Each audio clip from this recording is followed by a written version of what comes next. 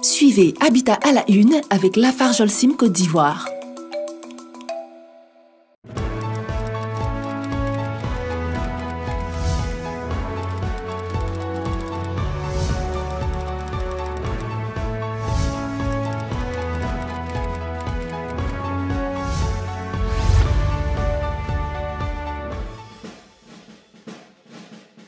Développement durable, construction durable, énergie renouvelable, bien autant de thèmes qui nous ramènent à l'environnement, mais surtout à la préservation de notre cadre de vie. Nous allons aujourd'hui dans cette émission chercher à savoir si en Côte d'Ivoire nous construisons en respectant la nature et si nos matériaux sont écologiques. Merci de vous installer chez vous à la maison devant votre poste téléviseur. Bienvenue à Habitat à la Une, le sommaire, c'est maintenant. De plus en plus privilégiée dans certains pays en Occident et en Afrique, la construction durable n'est vraiment pas développée en Côte d'Ivoire. Ou si on la trouve, elle se réduit à des initiatives privées ou à certains projets comme ce fut le cas de la cité construite lors du 13e Jeu de la francophonie en 2017 dans la commune de Marcory. Notre reportage est allé à la rencontre des Ivoiriens pour savoir ce qu'ils pensent de la construction durable et des avantages qu'elle pourrait avoir dans la recherche de solutions à la crise de logement en Côte d'Ivoire. Espace entre le bâtiment et la clôture, la cour intérieure représente le cadre très important pour la famille. Notre expert dans l'œil de l'architecte a décidé de nous entretenir sur l'aménagement qu'on pourrait faire dans cet espace afin de rendre la vie familiale agréable et conviviale. Décorer sa maison, apporter des astuces pour améliorer son cadre de vie. Suivons Bienvenue chez moi dans une nouvelle visite guidée. Malgré toutes les actions de sensibilisation, de mise en garde, de déguerpissement ou parfois de destruction, c'est avec beaucoup de tristesse que nous assistons à des situations de sinistre, comme ce fut le cas de l'effondrement d'un immeuble dans la commune de Cocody le lundi 27 mai dernier. Mais pourquoi arrivons-nous à cela? Les acteurs sur ce chantier prennent-ils en compte toutes les recommandations et autres observations contenues dans le document, telles que le certificat d'urbanisme? Suivons les bons plans pour plus d'amples informations. De plus en plus, les actions de nos différents gouvernements ou même des ONG nationales ou internationales s'organisent autour de la préservation de notre environnement. Nous construisons même aujourd'hui des maisons 100% écologiques. Mesdames et messieurs, pourquoi accorder une place très importante au respect de l'environnement? Nous allons savoir. Et chez nous en Côte d'Ivoire, qu'en est-il exactement sur cet état de fait? Ce sera dans notre reportage.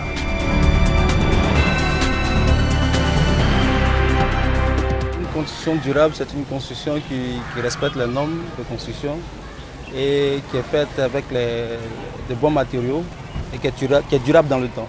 Parler de construction durable fait allusion à tout ce qui est construction qui peut durer dans le temps, qui peut faire face aux intempéries, voyant le changement climatique. Construction durable, d'abord c'est des matériaux de qualité, et surtout des architectes de qualité. Parce qu'il ne faudrait pas prendre un copain du quartier ou bien une connaissance qui ne s'y connaît pas et qui va nous faire un travail qui ne s'y est pas.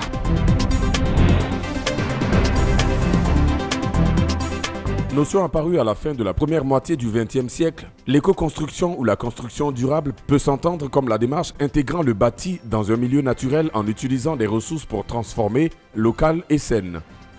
Il ramène aussi à la création, la restauration, la rénovation et la réhabilitation d'un bâtiment en respectant au mieux l'écologie. Parler de construction, nous le savons tous, nécessite un espace de terre et l'utilisation de matériaux de construction spécifiques. Quand nous regardons autour de nous, sommes-nous en droit de dire que la majorité des promoteurs immobiliers ivoiriens construisent en prenant en compte l'environnement?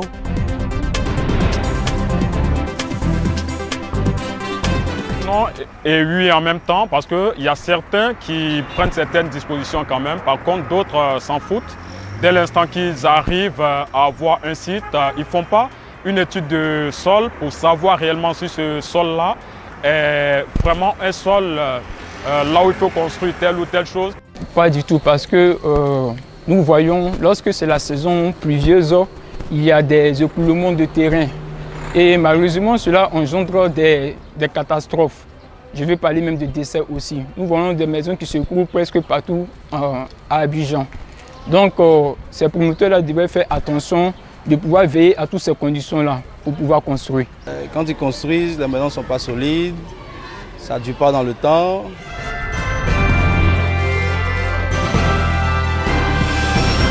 De nos jours, avec l'évolution des technologies, la construction durable peut concerner des ouvrages de différentes natures et de différentes tailles, à savoir des maisons individuelles, des locaux tertiaires, bâtiments publics, logements collectifs.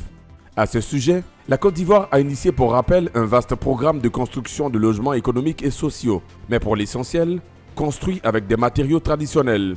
Qu'en serait-il si nous devions opter pour des matériaux écologiques? Autrement dit, quels pourraient être les avantages d'opter pour la construction durable à grande échelle?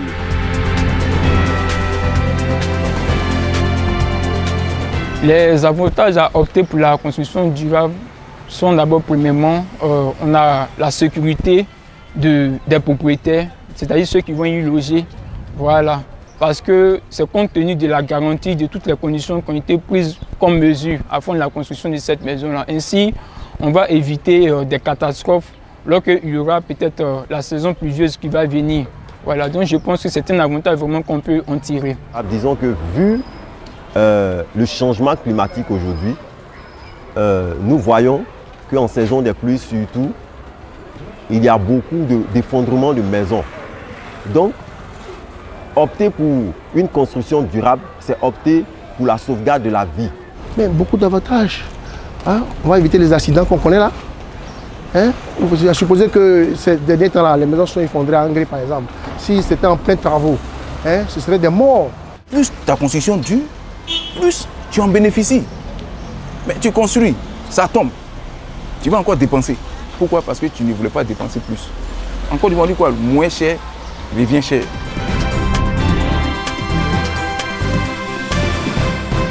Au nombre des matériaux, il faut dire que le préfabriqué offre un éventail de produits parmi lesquels la brique, la terre crue, la paille, la fibre de bois ou la laine de mouton. Il faut dire aussi que leur dimension écologique apporte une réponse concrète et quantifiable dans la lutte contre le réchauffement climatique. Au vu de ces avantages, le matériau préfabriqué ne pourrait-il pas représenter une solution à la crise de logement que connaît la Côte d'Ivoire ?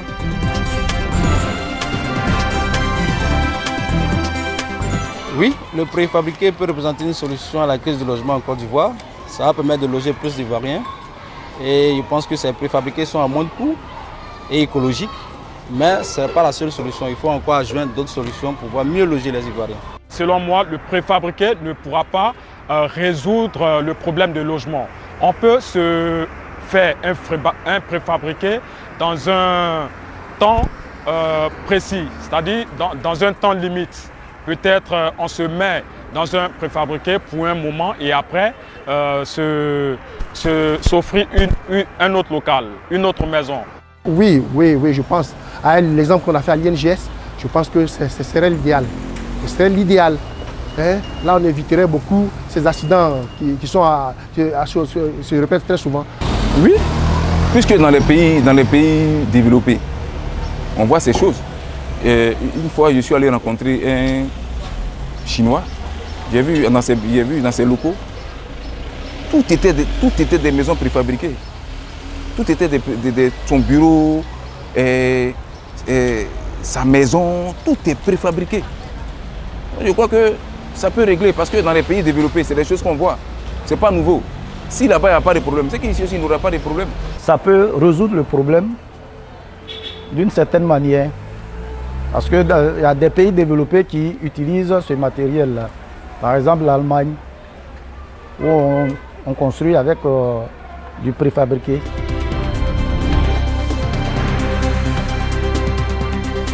Toutefois, sachant que ces matériaux ou les machines qui servent à leur production dans la majeure partie des cas importés de l'extérieur, que pourrait faire l'État pour inciter les promoteurs et promouvoir dans un second temps le préfabriqué en Côte d'Ivoire?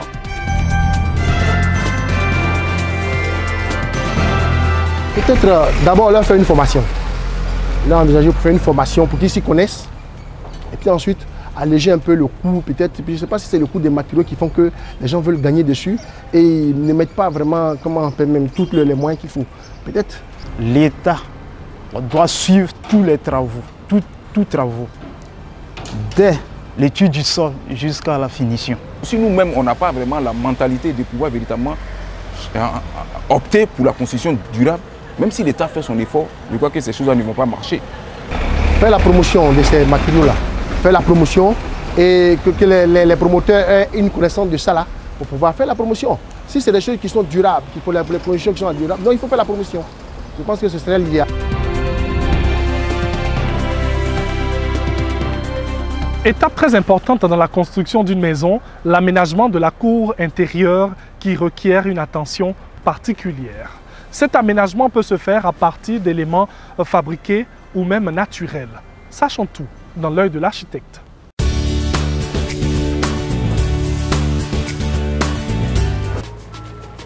Ça va? Qu'est-ce qu'il y a? Tu as un problème?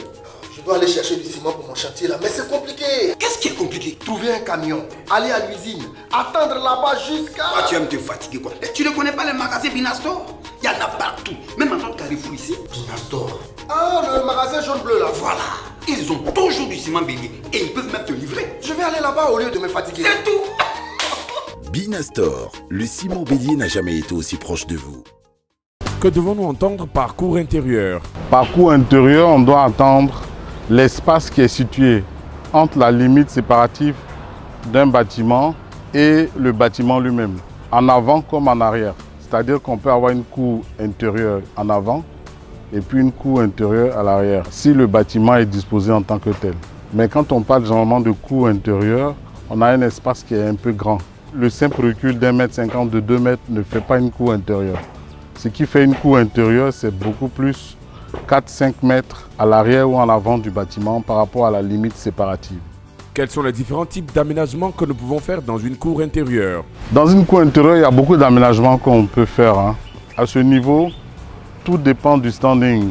Par rapport à un certain grand standing, on a une piscine, on a un préau. Mais par rapport à un standing aussi modeste, on a peut-être un espace au sol qui est marqué, qui permet de faire la vaisselle. Et puis on a à la limite le logement du personnel de maison. Quels conseils pouvez-vous donner à ceux qui optent pour des aménagements à partir d'éléments fabriqués tels que les gravillons lavés, carreaux, pavés? Quand on a une cour intérieure, ce qu'il faut faire, c'est déjà de faire un aménagement. Une partie en gazonné et puis une partie qui pourrait être des gravillons lavés et autres. Pour la simple raison que quand il pleut, on a besoin d'avoir un espace qui absorbe l'eau. Si l'arrière-cour ou l'avant-cour est complètement dallé, ça voudrait dire que l'eau va encore se retrouver vers la voie, c'est-à-dire l'eau va partir vers le caniveau et ça va augmenter le volume d'eau qui est en circulation. Donc, je conseille plutôt un aménagement assez flexible. Engazonnement, donc utilisation d'herbes, d'arbres, si on peut, et puis peut-être au sol, faire un marquage au pavé, peut-être pour le véhicule, faire un marquage pour avoir un espace qui permette soit de faire un barbecue, de peut-être cuisiner. Je conseille un aménagement qui permette d'avoir un espace suffisant en utilisant de la végétation et puis au besoin un espace qui est un dallage au sol mais qui permet de marquer un espace qui va servir à soit une réunion ou peut-être même qui va servir à faire la vaisselle ou la lessive. Voilà ce que je conseille pour ceux qui veulent faire un aménagement intérieur. Quels sont les avantages à accorder une place importante à l'environnement dans l'aménagement de sa cour intérieure? Dans la cour intérieure, on doit avoir un aménagement paysager. Une bonne partie doit être engazonnée. Et cela joue deux rôles. D'abord, ça permet déjà pour les eaux de pluie de les laisser infiltrer. Ça permet aussi d'avoir une belle pelouse. Et puis, de l'autre côté, avoir soit un préau ou des éléments qui sont en dur, qui ont un marquage au sol, un marquage en pavé ou en dallage pour peut-être à la limite recevoir des gens ou même organiser une réception où on a besoin d'un espace en dur. Je pense que ce qui est conseillé, c'est d'allier à la fois un aménagement souple avec de la végétation. Ça peut être un bon engazonnement avec quelques arbres, des arbustes et puis avoir aussi un espace qui est marqué au sol, en pavé ou même en dallage. Donc avoir cet aménagement mixte pour donner un peu de primauté à l'environnement. Il ne faut pas systématiquement daller l'arrière-cour, comme certains le disent, non, les gazons envoient les insectes. Non, il faut laisser une bonne place à l'engazonnement et puis au besoin, avoir un petit espace qui est dallé. Chacun d'eux va jouer son rôle. L'espace dallé va jouer son rôle. L'espace qui est végétatif va aussi jouer son rôle. Donc c'est vraiment ce qui est conseillé pour aménager une cour intérieure.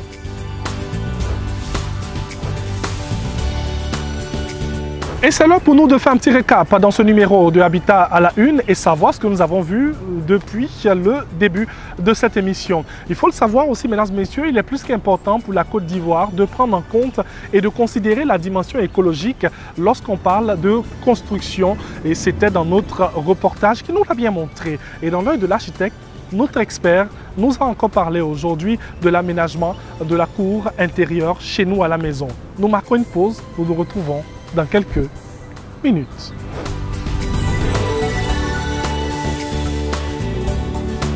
Vous suivez Habitat à la Une sur RTI 1, la chaîne qui rassemble. À présent, partageons nos goûts et nos couleurs, partageons aussi nos idées, donnons des conseils et des astuces. Et c'est dans Bienvenue chez moi.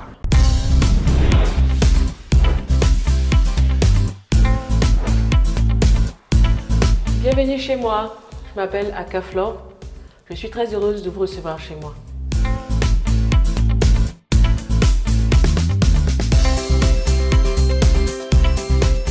La literie, en fait, c'est l'ensemble des accessoires qui constituent le lit. C'est la couette, le sommier, le matelas, les oreillers et aussi les draps. Le lit, c'est un meuble fonctionnel, utilisé normalement dans une chambre à coucher.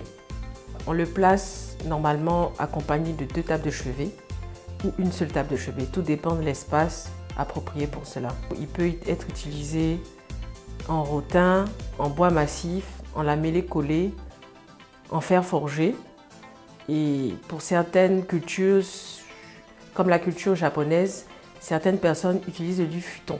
Le lit futon est composé d'un matelas futon qui est posé pratiquement à même le sol sur un tatami. Dans la culture occidentale, le lit se place toujours au nord, c'est-à-dire qu'on place toujours la tête du lit contre un mur. Et on le fait pour éviter justement les rayons du soleil. Il faut éviter de mettre le lit autour d'objets encombrants. On ne place pas le lit dans un espace de circulation. Et il faut toujours laisser assez d'espace autour du lit pour qu'on puisse se déplacer. Il est très important aussi de savoir que le lit, en termes généraux, peut être utilisé d'une manière thérapeutique. Donc, pour avoir un très très bon sommeil, c'est important de faire un bon choix au niveau de la literie. Il faut choisir un bon matelas. Il faut un matelas ferme.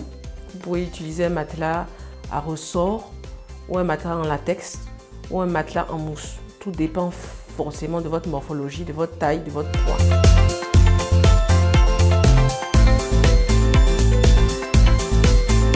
Concernant le sommier, il y en a plusieurs. Il y a des sommiers à latte, il y a des sommiers à ressort, il y a des sommiers en composite en fibre de verre. Il faut utiliser des oreillers soit assez gonflants, moelleux. Il y en a qui sont plats, il y en a qui sont assez volumineux. Tout dépend en fait de votre morphologie parce que normalement, l'oreiller est censé maintenir les vertèbres cervicales. Donc même ça au niveau du choix des oreillers, c'est très important.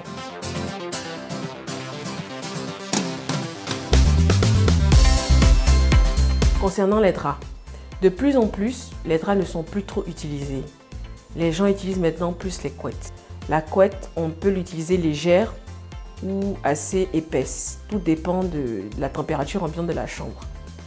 Donc, vous avez toutes ces choses-là, en fait, pour permettre à votre être, à votre corps de bien se reposer et vraiment de passer du bon moment dans la chambre parce que normalement, il est dit que l'être humain passe à peu près 6 à 9 heures dans une chambre. Donc c'est l'un des espaces les plus importants dans l'aménagement d'une maison ou d'un appartement. Pour bien dormir, pour bien se reposer, il faut savoir faire un bon choix en matière de lit, en matière de literie et surtout en matière d'emplacement du lit dans une chambre. C'est clair que si vous positionnez votre lit au mauvais endroit, vous n'aurez pas le repos que vous espérez. Donc c'est très important de faire un bon choix. Moi je conseille à toutes les personnes qui font des achats de matelas de toujours tester. Sur place, il y a toujours des personnes qui peuvent vous aider en fonction de votre poids, de votre corpulence et de votre morphologie. Il est important aussi de choisir le type de literie en fonction du design, du style d'aménagement de votre chambre. Vous pouvez choisir de type de tissu uni pour des aménagements zen. Vous pouvez choisir de type de tissu fleuri pour votre drap, pour des aménagements style classique. Et vous pouvez aussi personnaliser. Ça dépend de vous, de votre humeur, de votre créativité. Encore un incident malheureux qui aurait pu coûter la vie à des travailleurs sur un chantier. Mesdames et messieurs, il y a quelques jours, chez nous en Côte d'Ivoire, l'effondrement de 2 immeubles bâtis sur un même terrain. Comment en est-on arrivé à cela et le certificat d'urbanisme permet-il la construction sur ce terrain? Nous allons tout savoir et tout comprendre maintenant dans les bons plans.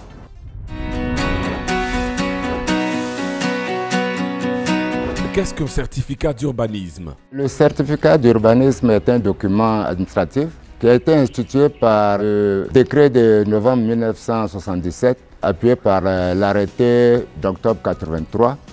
Et il a pour objectif d'informer les maîtres d'ouvrage qui désirent réaliser des projets de construction ou d'aménagement urbain par rapport aux dispositions à observer au regard des règlements d'urbanisme. Il faut savoir que toute zone est frappée par un règlement d'urbanisme suite à l'élaboration d'un plan d'urbanisme directeur qui guide la mise en valeur du terrain.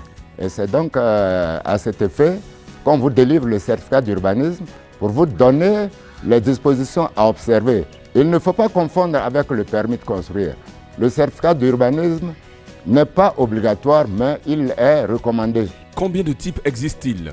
C'est-à-dire qu'il n'y a qu'un seul type, mais je peux les décomposer en deux.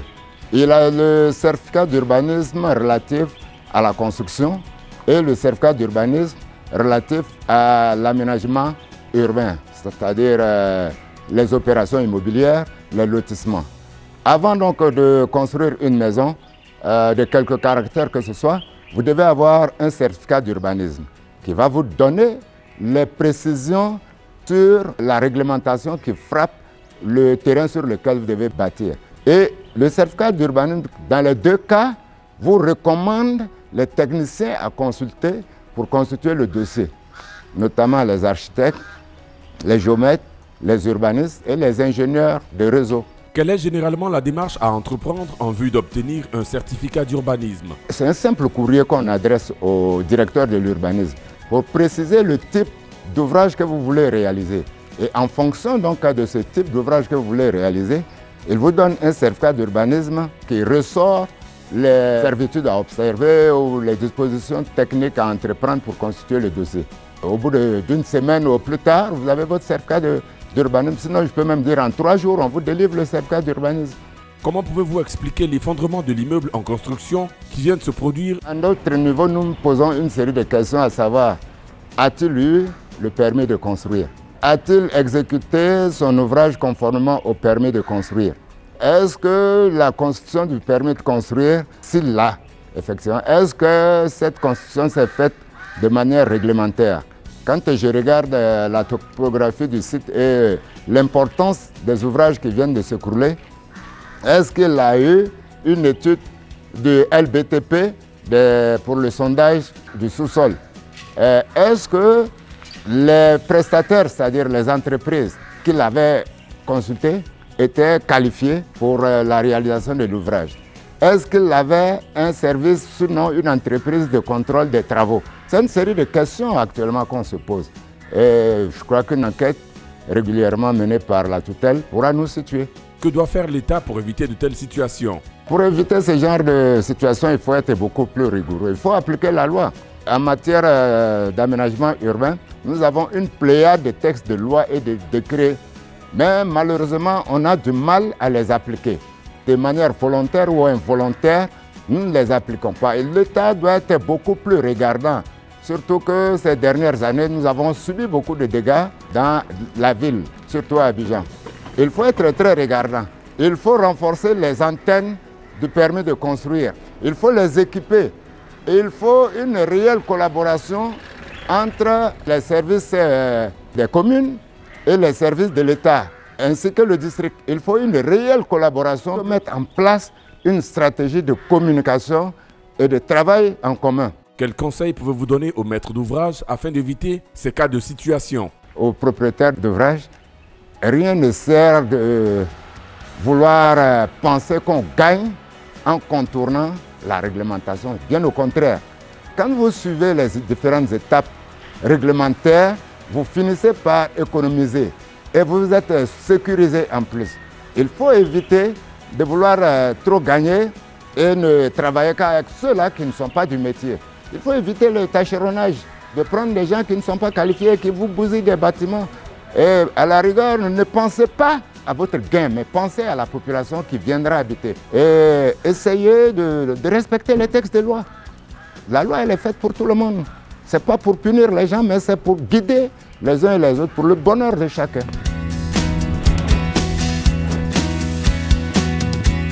Et c'est l'heure pour nous de faire notre pied-à-terre. Vous dis merci de nous avoir suivis. Et comme j'aime bien le dire, nous allons encore nous retrouver la semaine prochaine avec encore d'autres sujets passionnants qui tournent autour du logement, de l'habitat, de la construction chez nous en Côte d'Ivoire et pourquoi pas de l'architecture aussi.